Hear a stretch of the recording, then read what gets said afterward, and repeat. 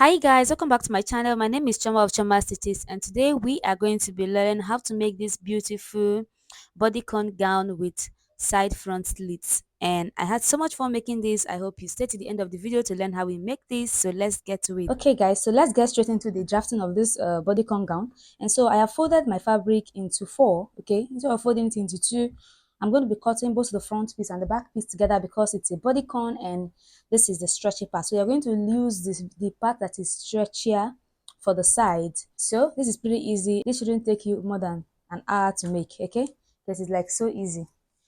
From the shoulder to my hip is about 25 inches, so I'm going to mark out 25 inches. From the shoulder to the waistline, the curvy part of your waist is about 16 inches for me. Okay, I would also like to mark out my under bust, which is 13.5 inches, just indicate so I can take out the necessary measurements. And from the shoulder to the bust is 10 inches. Okay, and then my shoulder measurement is 7.5 inches, so I'm going to mark out 7.5 inches.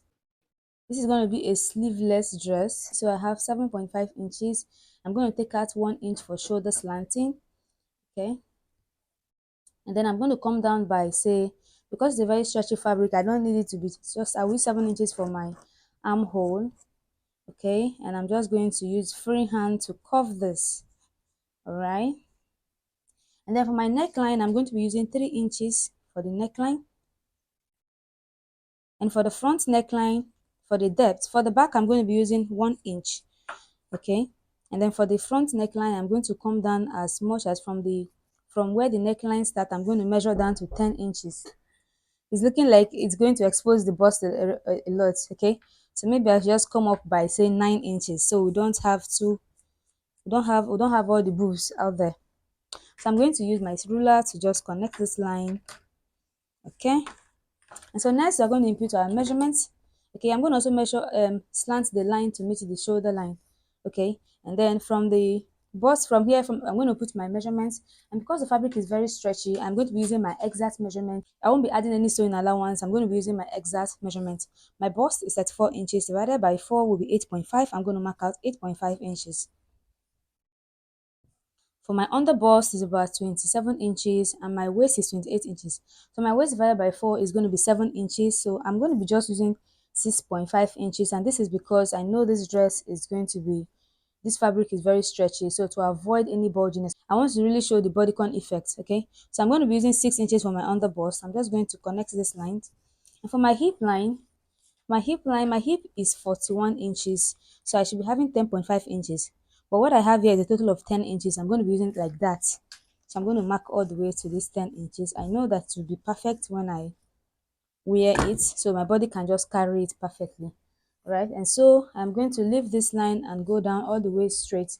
But when I get towards the down part, I'm going to try and make it a pencil effect, and this is because I'm going to be adding a slit in the front part.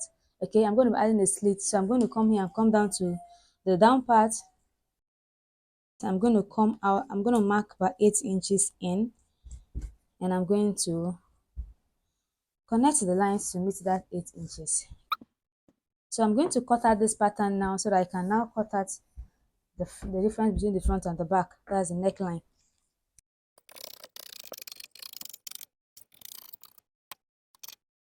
Okay, so one thing I've learned when working with stretchy fabric, try not to make the hip area too curvy because it tends to poof out when you sew. Although the measurement makes it look this curvy, but try to eliminate any pointy part so that it does not affect the dress when you are done sewing. So try to straighten it out a little bit, don't make it too pointy. The fabric is stretchy, so it will still be able to accommodate your measurements.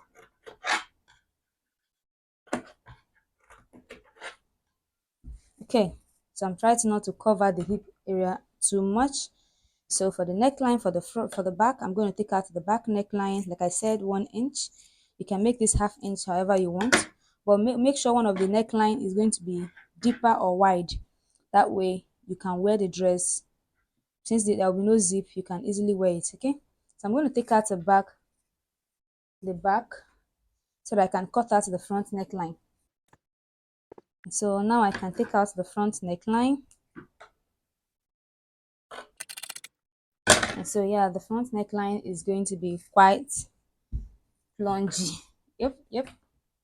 Okay, and so what I'm going to be using a bias to sew the necklines. Okay, I'm going to be using a bias to sew the both the front and the back neckline. Okay, so here is the outcome of the neckline that I've covered with bias. This is it. So this is the bias strip I've sewn on it. This is the front, and this is the back. This is the back neckline as well. Here is the bias at the neckline. Okay, and like I said, for this to give me a lot of ease to work, even though I know the fabric is quite stretchy, I want to add a slit, a kind of slit in the front. Okay, and this slit is going to help to ease my movement so I can walk properly on it. So from the shoulder line, I'm going to measure 33 inches, and I want the slit to be on the side, on the left side. So this is perfect. So I am going to be folding this place so I can cut it open.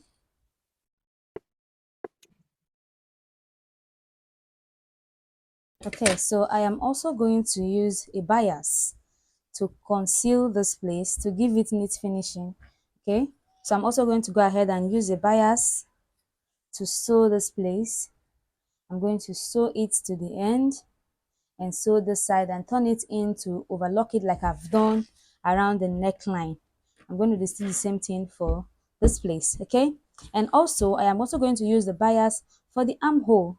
Okay, I'm going to use the bias to sew the armhole to keep the armhole clean before we'll join the sides. So I've used bias on this on the armholes, as you can see, and also on the slits, on the front slit. Okay, so now I am going to go ahead and join the sides of this dress. Okay, so first I'm going to go ahead and join the shoulders, and then I'm going to sew the sides with half of an inch all the way down. And so guys, we're done. I've joined the sides and this dress is looking pretty already, and so I can't wait to try it on and show us how it looks. If you have not subscribed to this channel already, please do well to subscribe and turn on your notification bell so that you get notified every time I drop a new tutorial.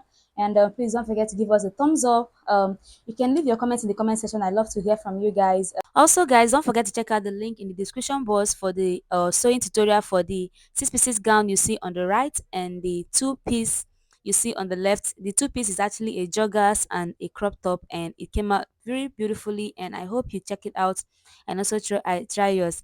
I'm giving you the sign of love on my hair. See you guys in my next tutorial. Bye.